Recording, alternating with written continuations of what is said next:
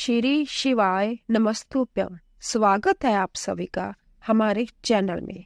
दोस्तों, आज हम मार्गशीर्ष अर्थात अगन मास के शुक्ल पक्ष के सोमवार को महादेव के दागा खोलने की कहानी सुनाएंगे, जिसे सुनने मात्र से ही सभी मनोकामनाएं पूर्ण हो जाती है। महादेव का यह दागा पादों में बांधा जाता है और मार्गशीर्ष में शुक्ल पक्ष के सोमवार को खोला जाता है और इस दिन केवल ज्वार के आटे की चूरी बनाई जाती है और इस दिन अन्न नहीं खाया जाता। आइए शुरू करते हैं महादेव के दागा खोलने की कहानी। एक राजा था। एक दिन राजा रानी से कहता है, रानी, आपने जो भाद्र मास में दागा बांधा था उसे खोलने का समय आ गया है। मैं शिकार करने जा रहा हूँ। तुम मेरे लिए ज्वार के आटे की चूरी बनाकर रखना, मैं आकर खाता हूँ। रानी ने अपनी बहू से कहा, तुम्हारे पिताजी शिकार पर गए हैं, तुम उनके लिए ज्वार की चूरी बनाकर रखना। बहू ने कहा, हमारे पिताजी काली काली ज्वार की चूरी खाएंगे। बहू ने गेहूं के आटे की चूरी बनाकर रख दी। जब राजा आया तो उसने चूरी देखी तो उसमें कीड़े मकोड़े चल रहे थे। राजे का सारा राजपाट खत्म हो गया। राजा ने रानी से कहा, रानी, हमारा बुरा समय शुरू हो गया है। राजा रानी ने दुब का तिनका मुंह में डाल लिया और वहां से चल पड़े। रास्ते में उनकी बेटी का महल आया। जब वह रानी अपनी बेटी को मिलने गए, उनकी बेटी जब अपने माँ बाप से मिलने आई तो वह हीरो का थाल भरकर लाई। जब पास आई तो वह कोयले में बदल गई। उसने कोयले वहीं धरती में दबा दिए। वह अपने माँ बाप को मिले बिना ही चली गई। आगे राजा के दोस्त का घर आया। राजा अपने दोस्त को मिलने के लिए गया। दोस्त की घरवाली का हार मोरनी चुरा कर ले गई। दोस्त की घरवाली ने उनका बहुत अपमान किया। वह वहां से चले गए।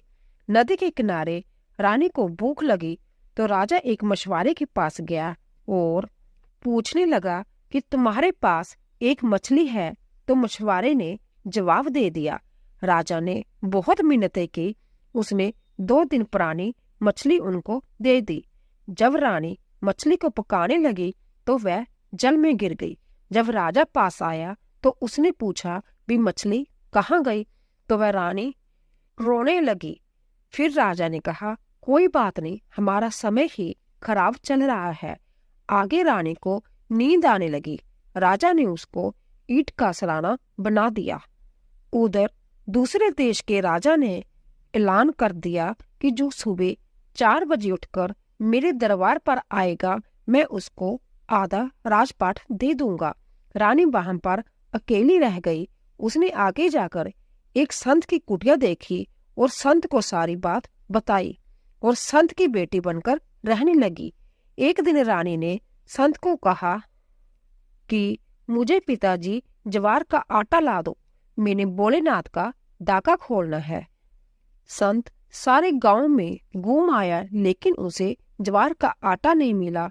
उधर राजा के सेनापतियों ने संत को कहा कि तुम्हारी बेटी को महल में भेजो, राजा को कथा सुनाने के लिए राजा का हुक्म है। इसके बदले में राजा तुम्हें ज्वार का आटा और चूरी दे देगा।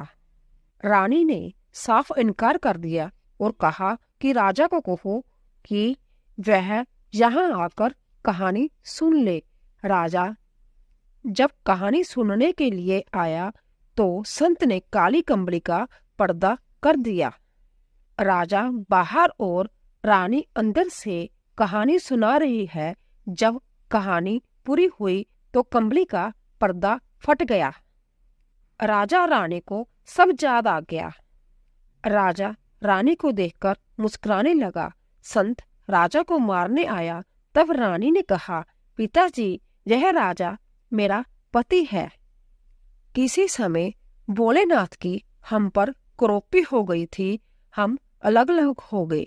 संत ने राजा रानी को विदा कर दिया और रानी के हाथ में एक दही का मटका दिया और कहा, अगर रास्ते में दही फट गया तो समझना कि तुम्हारे पिताजी का देहांत हो गया। रास्ते में दही फट गई। रानी ने राजा को कहा कि वापिस चलो। वहां पर जाकर देखा तो संत हुक्का पी रहा था। तो रानी ने कहा, पिताजी आप तो ठीक ठाक है। संत ने कहा, मैं तो तुम्हारी परीक्षा ले रहा था कि बेटी बेटे से ज्यादा काम आती है। जब राजा रानी आगे चले तो मछली राजा रानी के पैरों में गिरने लगी।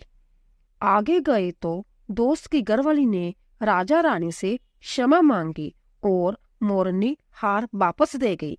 राजा रानी जब अपनी बेटी के शहर में से निकलने लगे तो बेटी अपने माँ बाप से मिलकर रोने लगी और क्षमा मांगी। जो कोयले धरती में दबाए थे वह हीरे बनकर राजा रानी के पैरों में गिरने लगे। जब राजा रानी अपने देश पहुंचे तो सब राजपाट पहले जैसा हो गया और वह पहले की तरह रहने लगे। उन पर भोलेनाथ की कृपा हो गई। हे भोलेनाथ, ऐसी कृपा सब पर बनाए रखना। जय भोलेनाथ की जय। जाते हुए कमेंट बॉक्स में ओम नमः शिवाय लिखते जाइए। आप सभी का धन्यवाद।